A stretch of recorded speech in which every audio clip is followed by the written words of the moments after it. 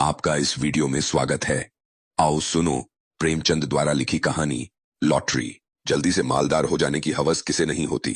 उन दिनों जब लॉटरी के टिकट आए तो मेरे दोस्त, विक्रम के पिता, चचा, अम्मा और भाई सभी ने एक एक टिकट खरीद लिया। कौन जाने किसकी तकदीर जोर करे, किसी के नाम आए रुपया रहेगा तो घर में ही। मगर विक्रम को सब्र न हुआ। औरों के नाम रुपए आएंगे, फिर उसे कौन पूछता है। बहुत होगा, 10-5 हजार उसे दे देंगे। इतने रुपयों में उसका क्या होगा। उसकी जिंदगी में ऊंचे ऊंचे मंसूबे थे। पहले तो उसे संपूर्ण जगत की यात्रा करनी थी, एक एक कोने की। पीरू और ब्राजील और टिम्बकटू और होनोलुलु, ये सब उसके प्रोग्राम में थे। वह आंधी की तरह महीने 2 महीने भागकर लौट आने वालों में न था। वह एक एक स्थान में कई कई दिन ठहरकर वहां के रहन सहन, रीति रिवाज आदि का अध्ययन करना और संसार यात्रा का एक वृहद ग्रंथ लिखना चाहता था। फिर उसे एक बहुत बड़ा पुस्तकालय बनवाना था जिसमें दुनिया भर की उत्तम रचनाएं जमा की जाएं। पुस्तकालय के लिए वह 2 लाख तक खर्च करने को तैयार था। बंगला, कार और फर्नीचर तो मामूली बातें थीं। पिता या चचा के नाम रुपए आए तो 5 हजार से ज्यादा का डॉल नहीं। अम्मा के नाम आए तो 20 हजार मिल जाएंगे।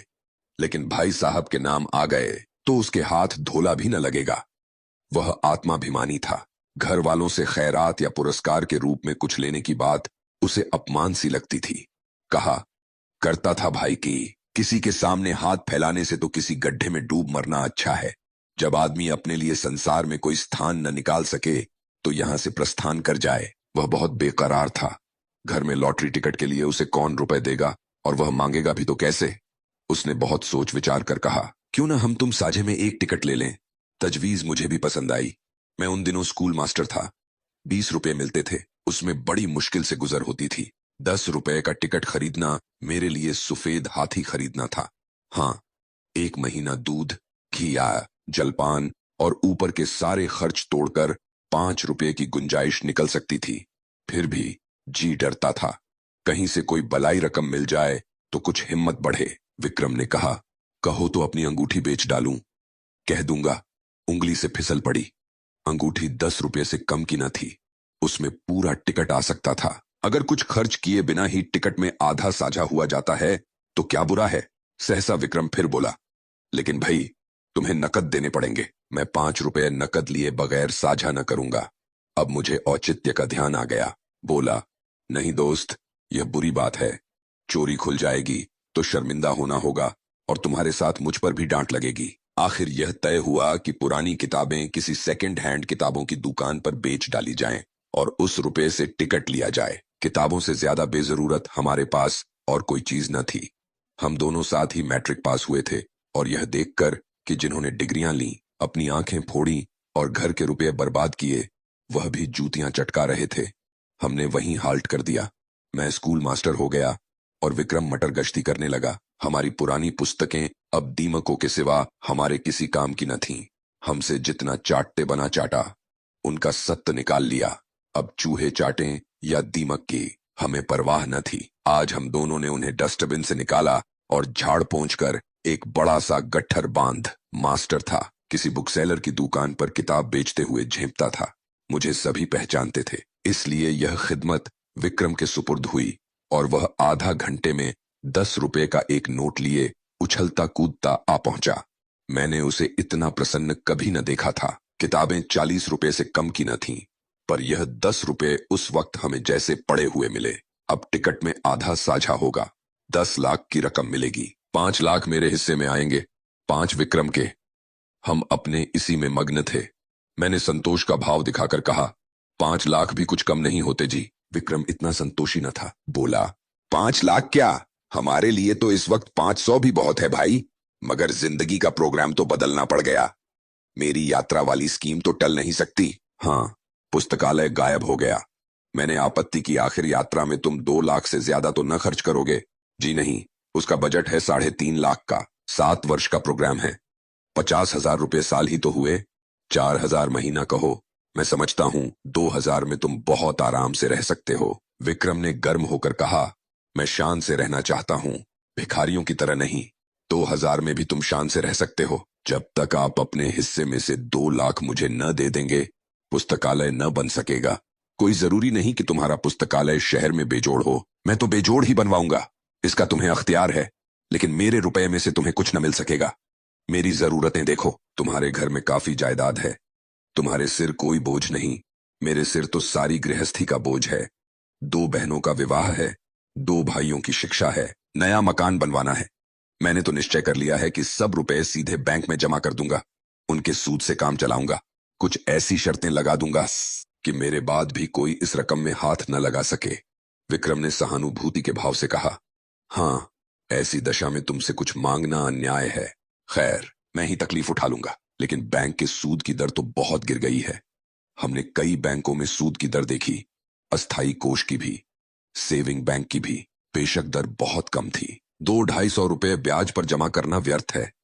क्यों न लेन देन का कारोबार शुरू किया जाए। विक्रम भी अभी यात्रा पर न जाएगा, दोनों के साझे में कोठी चलेगी। जब कुछ धन जमा हो जाएगा तब वह यात्रा करेगा। लेन देन में सूद भी अच्छा मिलेगा और अपना रोब दाब भी रहेगा।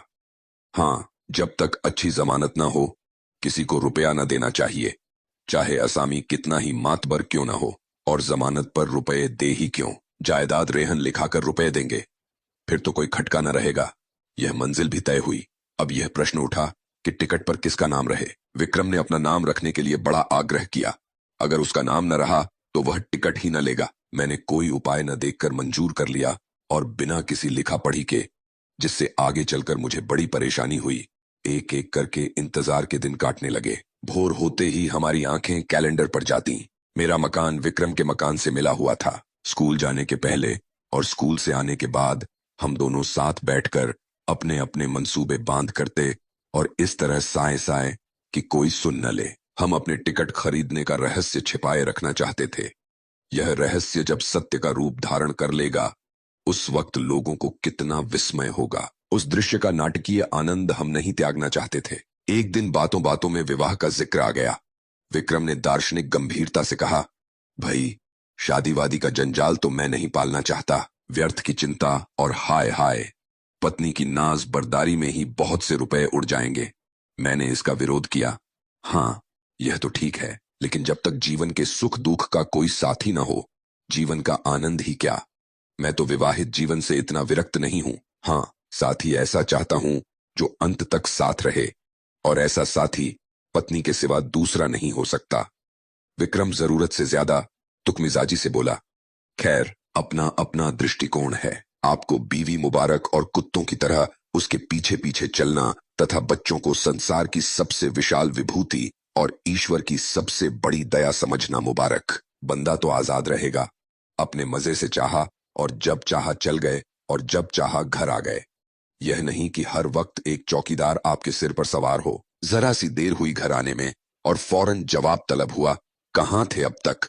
आप कहीं बाहर निकले और फौरन सवाल हुआ, कहाँ जाते हो। और जो कहीं दुर्भाग्य से पत्नी जी भी साथ हो गई, तब तो डूब मरने के सिवा आपके लिए कोई मार्ग ही नहीं रह जाता। न भैया, मुझे आपसे जरा भी सहानुभूति नहीं। बच्चे को जरा सा जुकाम हुआ और आप बेतहाशा भागे चले जा रहे हैं होम्योपैथिक डॉक्टर के पास। जरा उम्र खिसकी और लौंडे मनाने लगे कि कब आप प्रस्थान करें और वह गुलझर्रे उड़ाएं। मौका मिला तो आपको जहर खिला दिया और मशहूर किया कि आपको कालरा हो गया था। मैं इस जंजाल में नहीं पड़ता। कुंती आ गई। वह विक्रम की छोटी बहन थी, कोई 11 साल की। छठे में पढ़ती थी और बराबर फेल होती थी। बहुत चिबिल्ली, बहुत शोक।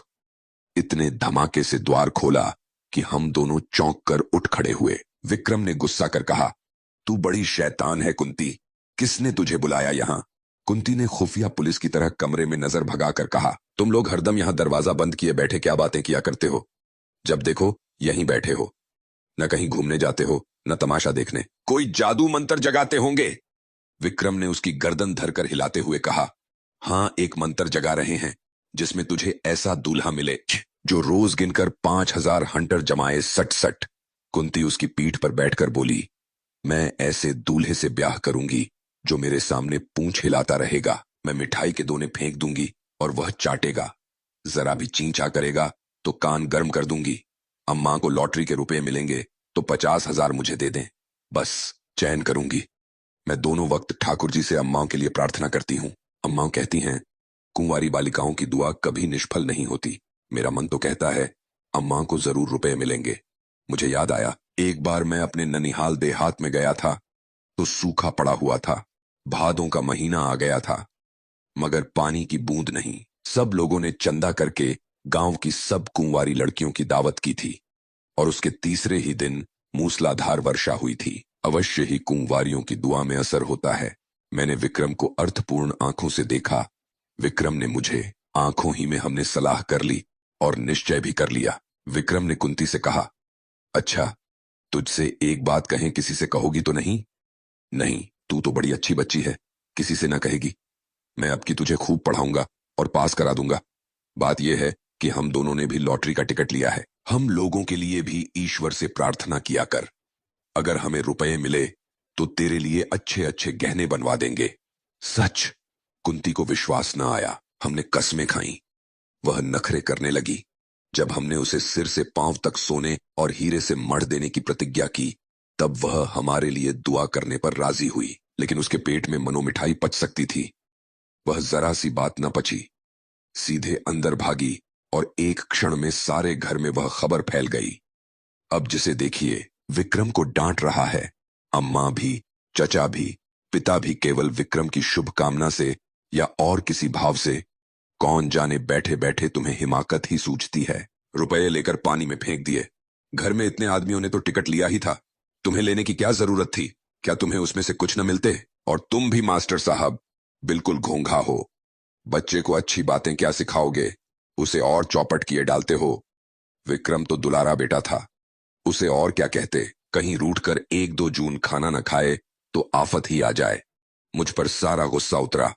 इसकी सोहबत में लड़का बिगड़ा जाता है। पर उपदेश कुशल बहुतेरे वाली कहावत मेरी आंखों के सामने थी। मुझे अपने बचपन की एक घटना याद आई। होली का दिन था। शराब की एक बोतल मंगवाई गई थी। मेरे मामू साहब उन दिनों आए हुए थे। मैंने चुपके से कोठरी में जाकर गिलास में एक घूंट शराब डाली और पी गया। अभी गला जल ही रहा था और आंखें लाल ही थीं कि मामू साहब कोठरी में आ गए और मुझे मानो सेंधा में गिरफ्तार कर लिया और इतना बिगड़े कि मेरा कलेजा सूख कर छुहारा हो गया। अम्मा ने भी डांटा, पिताजी ने भी डांटा। मुझे आंसुओं से उनकी क्रोध अग्नि शांत करनी पड़ी और दोपहर ही को मामू साहब नशे में पागल होकर गाने लगे। फिर रोए, फिर अम्माओं को गालियां दी, दादा के मना करने पर भी मारने भागे और आखिर में कह करके जमीन पर बेसुध गिरे नजर आए। विक्रम के पिता बड़े ठाकुर साहब और ताऊ छोटे ठाकुर साहब दोनों जद्दवादी थे, पूजा पाठ की हंसी बनाने वाले, पूरे नास्तिक। मगर अब दोनों बड़े निष्ठावान और ईश्वर भक्त हो गए थे। बड़े ठाकुर साहब प्रातकाल गंगा स्नान करने जाते और मंदिरों के चक्कर लगाते हुए दोपहर को सारी देह में चंदन लपेटे घर लौटते। छोटे ठाकुर साहब घर पर ही गर्म पानी से स्नान करते और गठिया से ग्रस्त होने पर भी राम नाम लिखना शुरू कर देते। धूप निकल आने पर पार्क की ओर निकल जाते और चींटियों को आटा खिलाते। शाम होते ही दोनों भाई अपने ठाकुर द्वारे में जा बैठते और आधी रात तक भागवत की कथा तन्मय होकर सुनते। विक्रम के बड़े भाई प्रकाश को साधु महात्माओं पर अधिक विश्वास था। वह मठों और साधुओं के कुटियों की खाक छानते और माताजी को तो भोर से आधी रात तक स्नान थे। पूजा और व्रत के सिवा दूसरा काम ही न था। इस उम्र में भी उन्हें सिंगार का शौक था, पर आजकल पूरी तपस्विनी बनी हुई थी। लोग नाहक लालसा को बुरा कहते हैं। मैं तो समझता हूं हम में जो यह भक्ति निष्ठा और धर्म प्रेम है, वह केवल हमारी लालसा, हमारी हवस के कारण।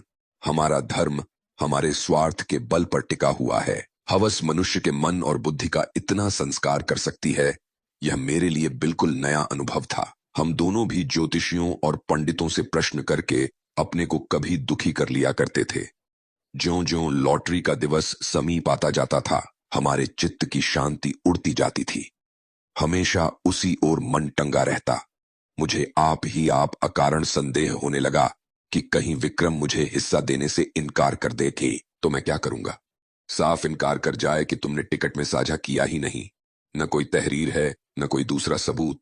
सब कुछ विक्रम की नीयत पर है। उसकी नीयत जरा भी डावांडोल हुई कि काम तमाम। कहीं फरियाद नहीं कर सकता, मुंह तक नहीं खोल सकता। अब अगर कुछ कहूं भी तो कुछ लाभ नहीं। अगर उसकी नीयत में फितूर आ गया है, तब तो वह अभी से इनकार कर देगा। अगर नहीं आया है तो इस संदेह से उसे मर्मांतक वेदना होगी। आदमी ऐसा तो नहीं है, मगर भाई दौलत पाकर ईमान सलामत रखना कठिन है। अभी तो रुपए नहीं मिले हैं। इस वक्त ईमानदार बनने में क्या खर्च होता है? परीक्षा का समय तो तब आएगा जब 10 लाख रुपए हाथ में होंगे। मैंने अपने अंतकरण को टटोला।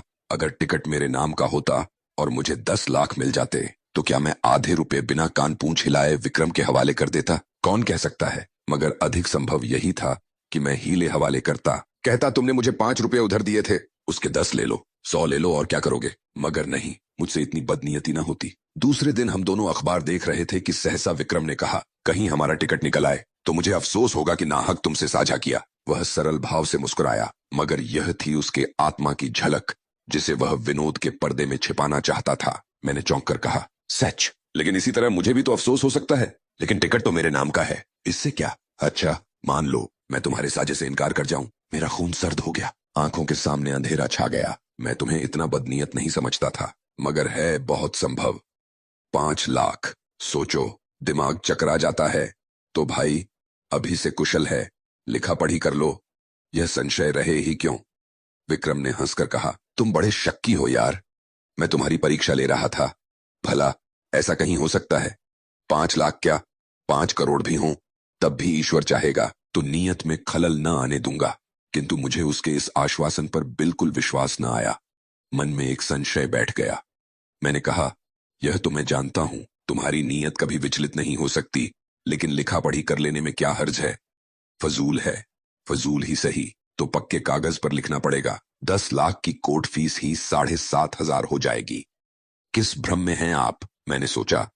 बला से सादी लिखा पढ़ी के बल पर कोई कानूनी कार्रवाई न कर सकूंगा, पर इन्हें लज्जित करने का, इन्हें जलील करने का, इन्हें सबके सामने बेईमान सिद्ध करने का अवसर तो मेरे हाथ आएगा। और दुनिया में बदनामी का भय न हो तो आदमी न जाने क्या करे। अपमान का भय कानून के भय से किसी तरह कम क्रियाशील नहीं होता। बोला, मुझे सादे कागज पर ही विश्वास आ जाएगा। विक्रम ने लापरवाही से कहा, जिस कागज का कोई कानूनी महत्व नहीं, उसे लिखकर क्या समय नष्ट करें। मुझे निश्चय हो गया कि विक्रम की नीयत में अभी से फितूर आ गया। नहीं तो सादा कागज लिखने में क्या बाधा हो सकती है।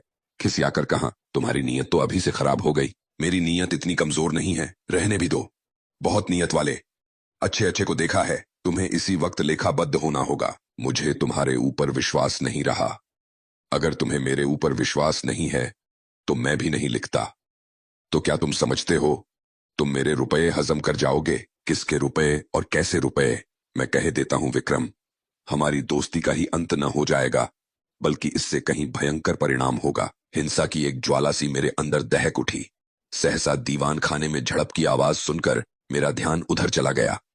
यहां दोनों ठाकुर बैठा करते थे। उनमें ऐसी मैत्री थी जो आदर्श भाइयों में हो सकती है।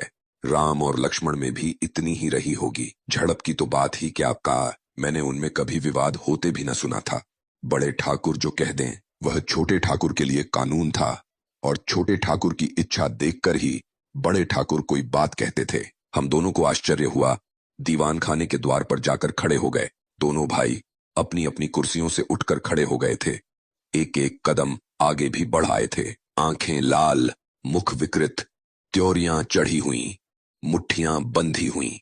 मालूम होता था बस हाथापाई हुई ही चाहती है। छोटे ठाकुर ने हमें देखकर पीछे हटते हुए कहा, सम्मिलित परिवार में जो कुछ भी और कहीं से भी और किसी के नाम भी आए वह सबका है, बराबर। बड़े ठाकुर ने विक्रम को देखकर एक कदम और आगे बढ़ाया। हरगिज नहीं, अगर मैं कोई जुर्म करूं तो मैं धरा जाऊंगा।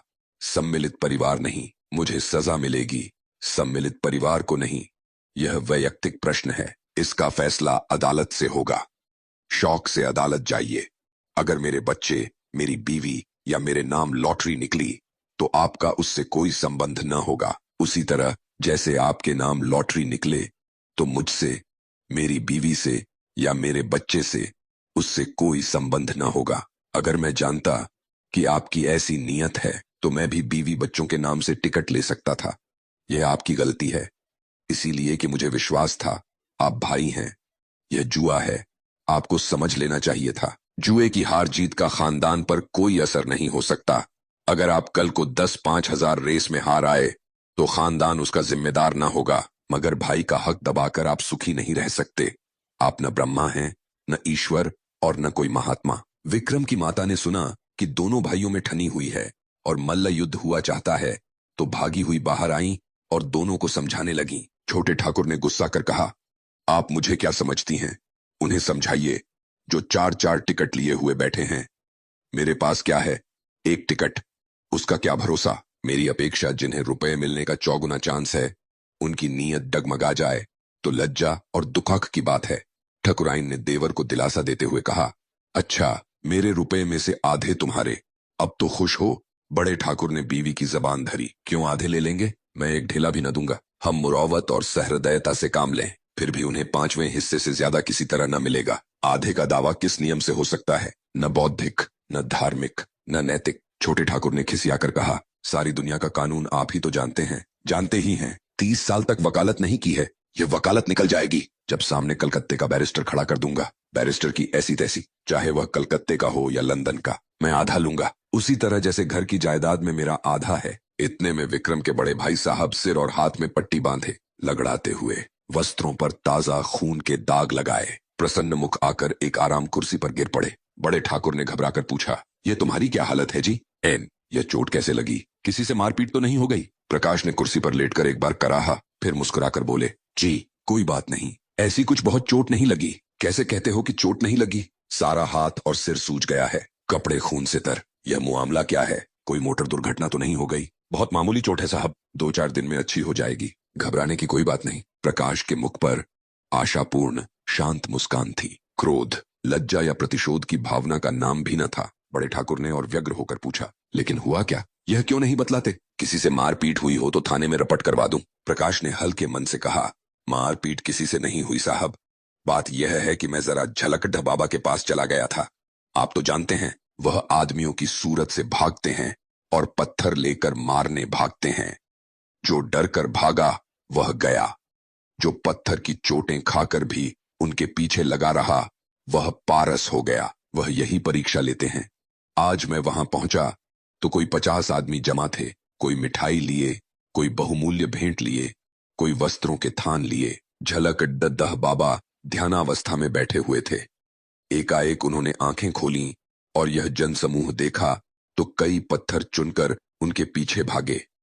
फिर क्या था, भगदड़ मच गई, लोग गिरते गिरते भागे, हुर्र हो गए, एक भी न टिका। अकेला मैं घंटे घर की तरह वहीं डटा रहा।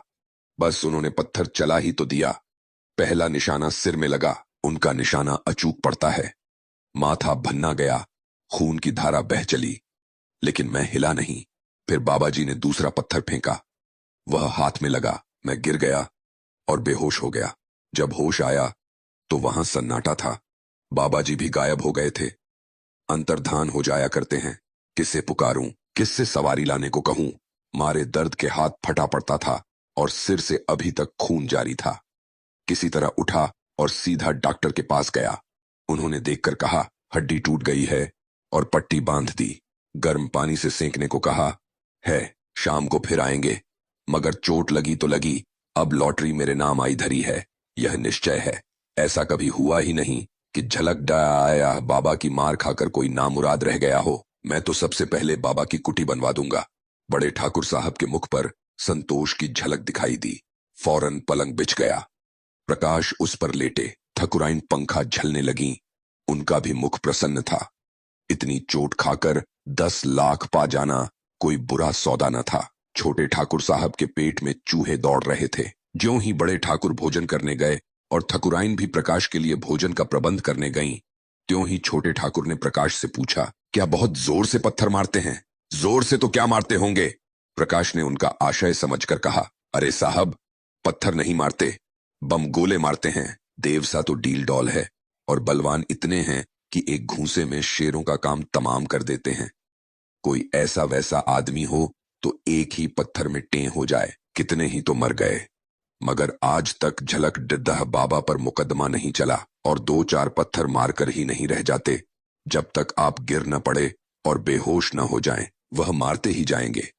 मगर रहस्य यही है कि आप जितनी ज्यादा चोटें खाएंगे उतने ही अपने उद्देश्य के निकट पहुंचेंगे। प्रकाश ने ऐसा रोए खड़े कर देने वाला चित्र खींचा कि छोटे ठाकुर साहब थर्रा उठे। पत्थर खाने की हिम्मत न हुई। आखिर भाग्य के निपटारे का दिन आया।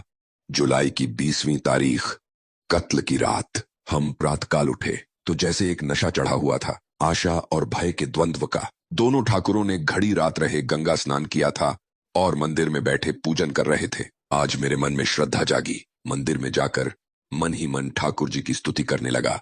अनाथों के नाथ आई, तुम्हारी कृपा दृष्टि क्या हमारे ऊपर न होगी? तुम्हें क्या मालूम नहीं, हमसे ज्यादा तुम्हारी दया कौन डिजर्व कमे मता मध्य करता है। विक्रम सूट बूट पहने मंदिर के द्वार पर आया। मुझे इशारे से बुलाकर इतना कहा, मैं डाक खाने जाता हूं और हवा हो गया। जरा देर में प्रकाश मिठाई के थाल लिए हुए घर में से निकले और मंदिर के द्वार पर खड़े होकर कंगालों को बांटने लगे, जिनकी एक भीड़ जमा हो गई थी। और दोनों ठाकुर भगवान के चरणों में लौ लगाए हुए थे, सिर झुकाए, आंखें बंद किए हुए, अनुराग में डूबे हुए। बड़े ठाकुर ने सिर उठाकर पुजारी की ओर देखा और बोले, भगवान तो बड़े भक्त वत्सल हैं। क्यों पुजारी जी? पुजारी जी ने समर्थन किया, हाँ सरकार, भक्तों की रक्षा के लिए तो भगवान क्षीर सागर से भागे और गज को ग्राह के मुंह से बचाया। एक क्षण के बाद छोटे ठाकुर साहब ने सिर उठाया और पुजारी जी से बोले, क्यों पुजारी जी, भगवान तो सर्वशक्तिमान है, अंतर्यामी, सबके दिल का हाल जानते हैं। पुजारी ने समर्थन किया, हाँ सरकार, अंतर्यामी न होते तो सबके मन की बात कैसे जान जाते। शबरी का प्रेम देखकर स्वयं उसकी मनोकामना पूरी की। पूजन समाप्त हुआ, आरती हुई। दोनों भाइयों ने आज ऊंचे स्वर से आरती गाई और बड़े ठाकुर ने 2 रुपए थाल में डाले, छोटे ठाकुर ने 4 रुपए डाले। बड़े ठाकुर ने एक बार कोप दृष्टि से देखा और मुंह फेर लिया। सहसा बड़े ठाकुर ने पुजारी से पूछा, तुम्हारा मन क्या कहता है पुजारी जी? पुजारी बोला, सरकार की फतेह है। छोटे ठाकुर ने पूछा, और मेरी? पुजारी ने उसी मुस्तैदी से कहा, आपकी भी फतेह है। बड़े ठाकुर श्रद्धा से डूबे भजन गाते हुए मंदिर से निकले। प्रभु जी, मैं तो आयो शरण तिहारे। हाँ प्रभु जी। 1 मिनट में छोटे ठाकुर साहब भी मंदिर से गाते हुए निकले। अब पत राखो मोरे दया निधन, तोरी गति लखी ना परे। मैं भी पीछे निकला और जाकर मिठाई बांटने में प्रकाश बाबू की मदद करना चाहा। उन्होंने थाल हटाकर कहा, आप रहने दीजिए, मैं अभी बांटे डालता हूं। अब रह ही कितनी गई है। मैं खिसियाकर डाक खाने की तरफ चला कि विक्रम मुस्कुराता हुआ साइकिल पर आ पहुंचा। उसे देखते ही सभी जैसे पागल हो गए। दोनों ठाकुर सामने ही खड़े थे, दोनों बाज की तरह झपटे।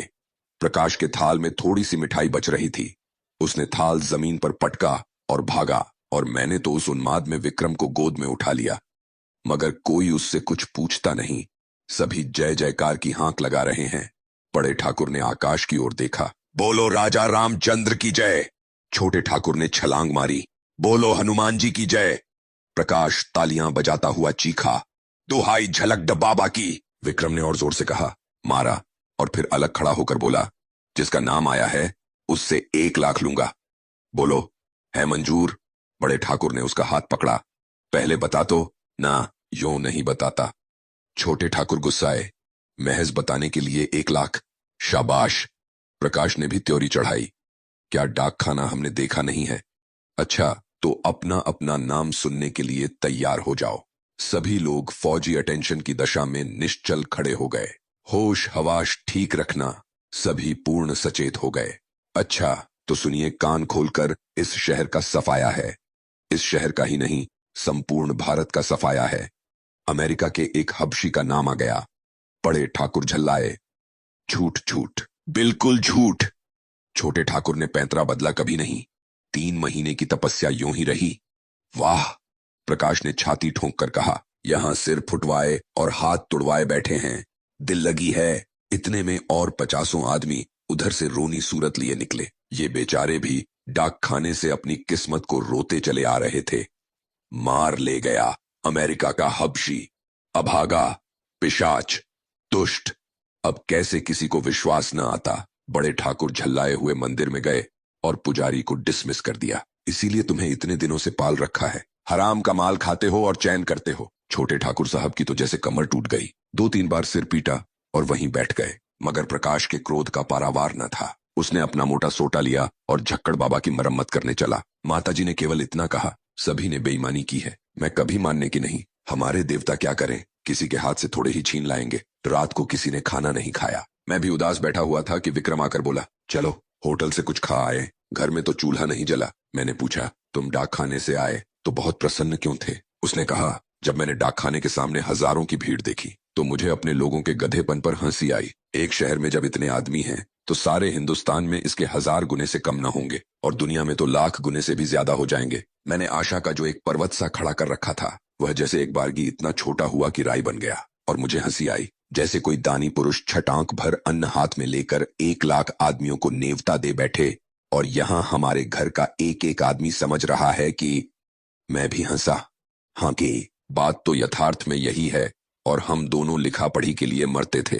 मगर सच बताना, तुम्हारी नीयत खराब हुई थी कि नहीं? विक्रम मुस्कुराकर बोला। अब क्या करोगे पूछकर? पर्दा ढंका रहने दो। ये थी प्रेमचंद द्वारा लिखी कहानी लॉटरी। वीडियो में अंत तक बने रहने के लिए धन्यवाद।